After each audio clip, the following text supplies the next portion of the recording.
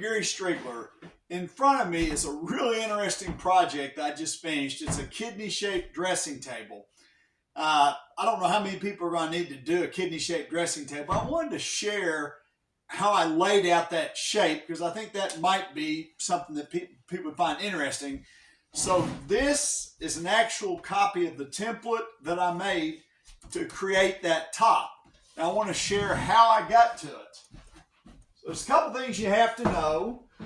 The first one is what's the depth from front to back, and then the width that you have to work with. In this instance, the width I had to work with, I think, was 31 inches, 32 inches, and the depth was about 22. So the first thing I did, I got a big piece of MDF, and I made a very prominent mark, down the middle, at least somewhere that was plenty far enough away from the edge I knew I was going to have enough room to do what I wanted to do. The next thing that I did was took a trammel, which this is what I used to draw radiuses. These trammel points are from General Tools. The thing I like about them is you can put a regular pencil in them, and they'll clamp on anything from about 1/2 inch thick up to a 2x4, which means if I need to draw an 18 or 20 foot circle, as long as I've got a 2x4 that long, I can draw that. In this instance, though, I felt like probably about 24 inches was going to be good for the top starting part of this radius. So I came in and drew that radius, but because of the kidney shape, you really don't stay on that line too long. And the other part that I had my, the depth that I knew I could have right here in the middle. So from here to here is the depth that I could have. And I used, this is kind of the key, this piece of rubber that allows you to put screws in is from CMT. And I've also seen a blue version of this. This one's about 6 foot long, which allows me to do some big pieces. But what I did is I took a framing square and made indexing marks all the way around that initial radius I did.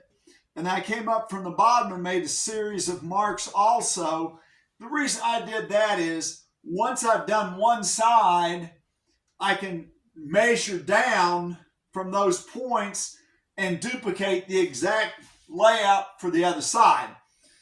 But the way that this works, once I came along on that, I literally had to start just looking at the radius, and I bend it a little bit, put a screw in, bend it, put a screw in.